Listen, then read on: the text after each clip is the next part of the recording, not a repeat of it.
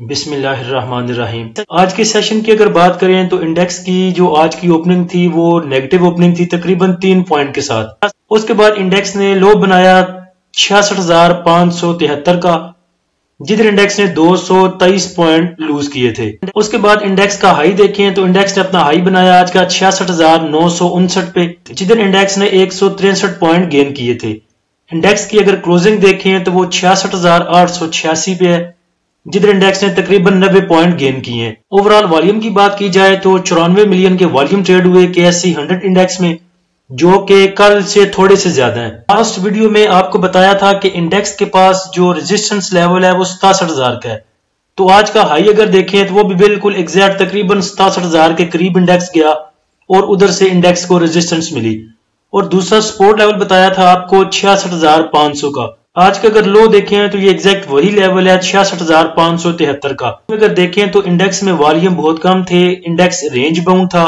Index ने एक time में तकरीबन 223 पॉइंट लूज किए और 200-300 पॉइंट की करेक्शन मैंने आपको पहले भी बताया था कि एज सच इतनी बड़ी बात नहीं है। इंडेक्स आपका कहां 63,000 से चला और 67,000 तक आ चुका है। थोड़ी बहुत करेक्शन तो इंडेक्स लेगा।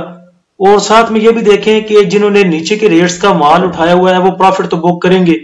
अब आपके रेट्स नहीं आ रहे तो इसमें किसी का कसूर तो नहीं, लेकिन जिन्होंने 65,000 का 66,000 पे 64,000 पे माल उठाया वो तो देंगे 67,000 पे आके। तो इस वजह से थोड़ी सी प्रॉफिट टेकिंग आई। जिन्होंने माल नीचे का उठाया था उन्होंने थोड़ा सा प्रॉफिट बुक किया। आज देखें इंडेक्स ने 223 पॉइंट लूज किए और फिर पॉजिटिव 90 पॉइंट पे इंडेक्स की क्लोजिंग आई। तो आज के सेशन में तकरीबन इंडेक्स ने 310 पॉइंट की जो है वो रिकवरी की।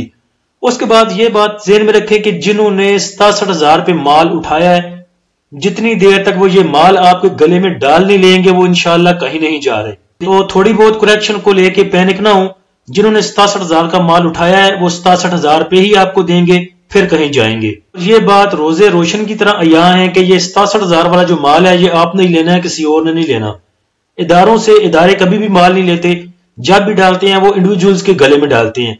पहले मुझे इंडिविजुअल्स को लेकर काफी गुस्सा था और बाकी जो मेरे पुराने भाई हैं जिनमें पर्सनल बात होती है जिनके साथ, वो भी बड़ा गुस्सा करते हैं कि इंडिविजुअल्स माल क्यों सेल करता है। तो आज आपको एक स्टोरी सुनाता हूं, वो सुन के मेरे ख्याल से आपका गुस्सा इंडिविजुअल से बहुत हद तक कम हो जाएगा। आज एक भाई का मुझे पर्सनल में मैसेज आया और उन्होंने क्या मैसेज किया पहले वो सुन लें, उसके बाद मैं आपको सारी स्टोरी बताता हूँ। सर ये KSE 100 की कुछ समझ नहीं आ रही है, पता नहीं यानी कि इतनी जल्दी ऊपर जाती, इतनी जल्दी यानी कि इसकी मार्केट गिरती है, इसका कुछ पता ही नहीं चल रहा क्या है, क्या सिर है क्या नहीं है इसका, यानी कि इतनी मालूमात नहीं हो रही। आपने साजगार का बताया था, साजगार मैंने ले लिया था 350 पे होल्डिंग करी थी अभी, तो वो अच्छी यानी कि पोजीशन पे। मगर ये KSE आपने वीडियो के अंदर बताया हुआ KSE यानी कि सही वो दे सकते रेवेन्यू, मगर ये तो बड़ी बड़ी लाइन ही नजर आ रही है। वो मेरे ख्याल से वीडियो देख रहे होंगे, अगर देख रहे हैं तो गुस्सा ना करें, ये इसलिए मैंने अपलोड किया है और बाकियों को भी सुनाया है ताकि एक चीज मैं क्लियर कर सकूं। अब ये मेरे इंडिविजुअल्स भाई हैं, न्यू आए हैं, न्यू कमर है, नई ट्रेडिंग ये कर रहे हैं, तो इन्होंने कहा कि चूंकि हम रोजाना डेली बेसिस पे KSE 100 इंडेक्स की गर्दान पढ़ रहे होते हैं, तो उन्होंने कहा जी कि मुझे नहीं पता चल रहा KSE 100 इंडेक्स को बाय कैसे करना है। तो ये मैसेज सुनने के बाद मैंने कहा शायद मैं कंफ्यूज हो गया कि पता नहीं मुझे ठीक से समझ नहीं आई। तो मैंने उन्हें बोला कि जो आप कैंडल्स देख रहे हैं मुझे उसका चार्ट सेंड करें ताकि मैं देख सकूं ये कौन सा स्टॉक है। तो जब उन्होंने मुझे ये पिक्चर सेंड की जो आपके सामने है, तो ये KSE 100 इंडेक्स का ही चार्ट था। तो इस बात से आप आइडिया लगा सकते हैं कि हमारे इंडिविजुअल्स भाइयों को कितना पता है, यानी कि उनको ये भी नहीं पता कि ट्रेडिंग कैसे करनी है और कहां से करनी है। तो फिर मैंने उन्हें समझाया कि KSE इंडेक्स ऐसे है जैसे किराने की दुकान समझ लें।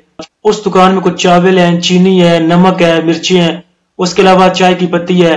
तो एक दिन में चाय की पत्ती सेल होती है 2 किलो चावल सेल होते हैं, बाकी चीजें सेल होती हैं आज के दिन में। तो शाम को हम देख लेते हैं कि उस शॉप से आज कितने की सेलिंग हुई, कितना प्रॉफिट हुआ, या क्या सेल किया, क्या बाय किया।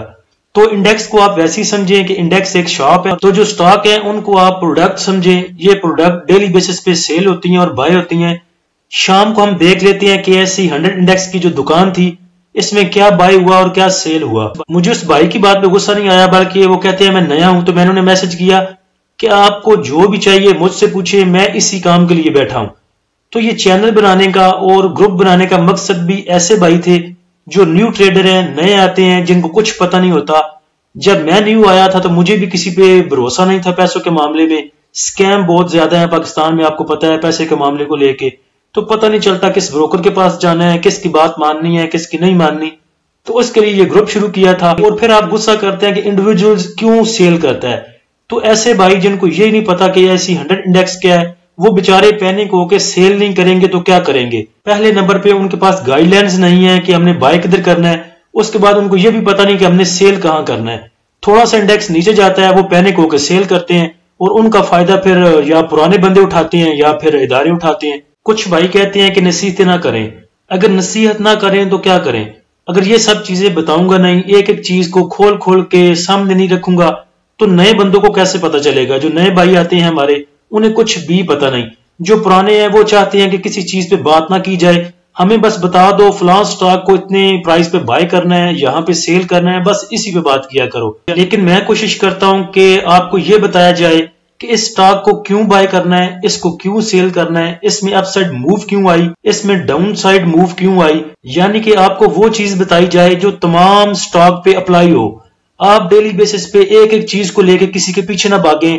एक्स डेट कैसे देखनी है, फलां कैसे करना है, डिविडेंड लेना है नहीं लेना, फलां करना है, ये करना है वो करना है। ऐसी बातें और ऐसे फार्मूले आपको बता दिए जाएं जो तमाम स्टॉक पे अप्लाई होते हैं, ताकि आपको किसी से पूछने की जरूरत ना पड़े। टॉप एक्टिव स्टॉक में देखें तो WTL में सबसे ज्यादा वॉल्यूम जनरेट हुए हैं 32 मिलियन के, PTC 27 मिलियन, पाकरी 13 मिलियन, टैली 9 million, flying 7 million, PIA Thomson MBP में 6-6 मिलियन के, सिनर्जी बैंक ऑफ पंजाब में 5-5 मिलियन के। टॉप पॉइंट कंट्रीब्यूटर में देखें तो DAWH ने सबसे ज्यादा पॉइंट कंट्रीब्यूट किए हैं 84 point, system 60, FFC 26, MCB 23, BAFL 21, PSCL 21, FABL 20, standard chartered bank 17 point, थल 15, लक 15।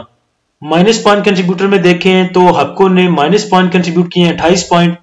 और ये देख लें, ये आपको कल परसों भी बताया था कि सेक्टर शिफ्टिंग एंड स्वैपिंग होती रहेगी और हो रही है। साथ साथ में जो स्टॉक बहुत अपसाइड निकल चुके हैं उनमें प्रॉफिट टेकिंग भी आती है। तो ये देख लें, इफर्ट कल परसों ऊपर था, हबको ऊपर था, एंग्रो ऊपर था, आज ये सब नीचे मूव कर रहे हैं। तो जो भी स्टॉक बहुत अपसाइड निकल जाते हैं उनमें प्रॉफिट टेकिंग आती है, जिसकी वजह से फिर इंडेक्स भी थोड़ी सी करेक्शन लेता है। PPL ने माइनस पॉइंट कंट्रीब्यूट किए हैं 22 पॉइंट, इफर्ट 21, मारी 18, PAKT 17, Engro 17, PSO 14, Abbott 14, OGDC 13, Colgate 10 point. Sector wise अगर देखें तो कमर्शियल बैंक्स में आज मूव थी। कमर्शियल बैंक्स पहले नंबर पे, उसके बाद पावर, उसके बाद मिसलिनियस। माइनस साइड पे देखें तो तकरीबन वही स्टॉक हैं जो कल निचली साइड पे थे। ऑयल एंड गैस, एक्सप्लोरेशन कंपनियां, technology, cement, oil and gas marketing companies, textile, power, fertiliser, leather, pharmaceutical, chemical, automobile. फीपीलीपी को देखते हैं, लेकिन फीपीलीपी से पहले आप ये देख लें कि न्यूज जितनी भी हैं, जितनी भी खबरें हैं, वो सब की सब पॉजिटिव हैं। नेगेटिव कोई भी ऐसी खबर नहीं जिसका इंपैक्ट एज सच आपके इंडेक्स पे आ सके। पाकिस्तान का जो ट्रेड डेफिसिट था, जो इंपोर्ट एंड एक्सपोर्ट का डिफरेंस था, उसमें कमी आई है तकरीबन 25% तक। वर्ल्ड बैंक ने जो आपकी ग्रोथ है, GDP ग्रोथ, उसको 1.8 पे बरकरार रखा है 2024 के लिए। 3-4 दिन पहले खबर लगाई थी कि स्टील सेक्टर को लेके जो स्टील बिजनेस से रिलेटेड बंदे हैं उनको कुछ तहफुजात थे जो ईरान से स्मगलिंग हो रही थी, तो उस पे FBR ने एक्शन ले लिया है। IT सेक्टर को लेके और बाकी चीजों को लेके पर्सनल में बड़े मैसेज आ रहे हैं कि इंडेक्स को क्या हो गया, इंडेक्स कब मूव देगा, टेक्नोलॉजी मूव क्यों नहीं कर रहा। तो टेक्नोलॉजी के पास उस दिन भी एक गुड न्यूज थी, शहबाज शरीफ साहब जो कह रहे थे 25 बिलियन वाली। तो IT के पास ये भी एक गुड न्यूज है कि जो ICT की एक्सपोर्ट है उसके रेमिटेंस में तकरीबन 257 मिलियन का इजाफा हुआ है पहले 8 मंथ में 2024 के। उसके बाद एशियन डेवलपमेंट बैंक ने पाकिस्तान के लिए तकरीबन $500 मिलियन का लोन अप्रूव किया है। और अगर ये डेवलपमेंट में खर्च किया जाता है तो फिर आपका जो सेक्टर है कंस्ट्रक्शन सेक्टर, उसमें मेरे ख्याल से बेहतरी देखने को मिल सकती है, सीमेंट सेक्टर में और स्टील सेक्टर में। आलमी बैंक की आइंदा साल महंगाई में कमी की पेशगोई, तो ये भी एक पॉजिटिव न्यूज है। उसके बाद जो अप्रैल के एंड में मॉनेटरी पॉलिसी आ रही है उसमें भी लग रहा है कि इंटरेस्ट रेट कम होगा, और अगर इंटरेस्ट रेट कम होता है तो उसका एक अच्छा आप इम्पैक्ट देखने को मिलेगा आपका ऑटो सेक्टर में, क्योंकि अगर इंटरेस्ट रेट कम होगा तो बैंक से जो लोन पे गाड़ियां लेते हैं लोग, उनका रुझान उस तरफ बढ़ेगा, तो उस वजह से आपको ऑटो सेक्टर में कुछ मूव देखने को मिल सकती है। आज के सेशन का फीपीलीपी देखें तो बैंक ने सेलिंग की 0.19 मिलियन की, ब्रोकर की सेलिंग है 0.58 मिलियन की, कंपनीज की सेलिंग है 0.19 मिलियन की, फॉरेन कॉर्पोरेट्स की बाइंग है 0.28 मिलियन की, इंडिविजुअल्स की बाइंग 0.63 मिलियन की, इंश्योरेंस कंपनीज की सेलिंग 0.06 ना होने के बराबर, एमबीएफसी की सेलिंग 0.01, अदर ऑर्गेनाइजेशन की सेलिंग 0.03 मिलियन, ओवरसीज पाकिस्तानी की बाइंग 0.14 मिलियन की। तो देखा जाए तो बाइंग सेलिंग ऐसा जितनी ज्यादा नहीं है, क्योंकि वॉल्यूम कम थे, तो वॉल्यूम कम होंगे तो बाइंग सेलिंग कम होगी, उस वजह से आपको जो नेट यूएसडी में बाइंग सेलिंग है वो भी कम नजर आ रही है। आज वॉल्यूम कम थे, बाइंग सेलिंग कम थी, इसलिए देखें कि किसी की भी बाइंग या सेलिंग 1 मिलियन से ज्यादा नहीं है। जिसने बाय किया थोड़ा सा बाय किया, जिसने सेल किया थोड़ा सा सेल किया, तो एक एवरेज फिपिलिपी आप इसको कह सकते हैं। उसके बाद इंडेक्स का अपने हाई के पास क्लोजिंग देना और तमाम खबरों का पॉजिटिव होना। जो भाई मुझे सवाल करते हैं पर्सनल में कि इंडेक्स को क्या हो गया, तो देखें इंडेक्स को कुछ नहीं हुआ, इंडेक्स सस्टेन कर रहा है। बाकी 200-300 पॉइंट की करेक्शन कोई बड़ी बात नहीं है। जिन्होंने नीचे का माल लिया है वो ऊपर आके सेल भी करेंगे। इंडेक्स के रेजिस्टेंस एंड सपोर्ट लेवल को देखें तो इंडेक्स के पास आगे रेजिस्टेंस 67,100 पे, उसके बाद 67,500 और उसके बाद 67,900 पे। सपोर्ट की बात करें तो इंडेक्स के पास सपोर्ट 66,600 पे, उसके बाद 66,300 और उसके बाद 66,000 पे। एक भाई पूछ रहे थे कि आप कैसे देखते हैं कि कोई स्टॉक ओवर सोल्ड है या ओवर बॉट है। तो देखें इधर आके चार्ट पे आप स्टॉकेस्टिक का फार्मूला लगाएंगे तो नीचे ये स्टॉकेस्टिक की लाइनें आपको शो होंगी। इसमें देखें कि अगर 100 की तरफ कोई भी चीज मूव कर रही है अपसाइड तो वो ओवर बॉट की तरफ है, और अगर नीचे की तरफ मूव कर रही है 30 पे, 30 पे, 20 पे, 10 पे, तो इधर से शो होगा कि वो जो है ओवर सोल्ड की तरफ है। जो ज्यादा बिक जाएंगे, जो ज्यादा सेल हो जाएंगे वो नीचे चले जाएंगे, और जो ज्यादा बाय हो जाएंगे जिनकी प्राइस बढ़ जाएगी वो अपसाइड निकल जाएंगे ऊपर की तरफ 100 की तरफ। तो स्टॉकेस्टिक में कल हमारा स्टॉकेस्टिक तकरीबन मूव कर रहा था 83 पे और आज थोड़ा सा ऊपर उठ चुका है 87 की तरफ, लेकिन अभी भी अपसाइड गैप मौजूद है इंडेक्स के पास, और इंडेक्स अगर चाहे तो अपसाइड मूव बना सकता है। किसी भाई ने भी मैसेज किया था मगरिब के बाद कि एच कार का और साजगार का और इसके अलावा और उन्होंने पूछा था पता नहीं किसका एक स्टॉक का, किन के जो स्टॉप लॉस है वो बता दें। तो देखें एच कार का आप स्टॉप लॉस रख सकते हैं तकरीबन 205 से लेके 210 तक, और एच कार अगर थोड़ा सा इंडेक्स आपका साथ देता है तो ये आपको 250 से लेके 300 का लेवल दिखा सकता है। उसके बाद साजगार की अगर बात करें तो जब बोला था आपको साजगार को लेने के लिए 350 से 390, 355 तक, तो उस टाइम आपको बोला था कि आप इसका स्टॉप लॉस यूज कर सकते हैं 340 का। अभी साजगार मूव कर रहा है 437 पे, तो अभी कुछ वेट करें, इसको सस्टेन करने दें 452 से ऊपर। अगर 452 से ऊपर सस्टेन करता है तो फिर आप इसका स्टॉप लॉस है वो यूज कर सकते हैं 430 का। तो अभी थोड़ा सा टाइम दें साजगार को, 452 से ऊपर सस्टेन करता है तो फिर इसको बाय कीजिएगा, और ये 500 या 500 से ऊपर का आपको लेवल दिखा सकता है। अल्लाह हम सबका हामी नासिर हो। इजाजत दीजिए, अल्लाह हाफिज।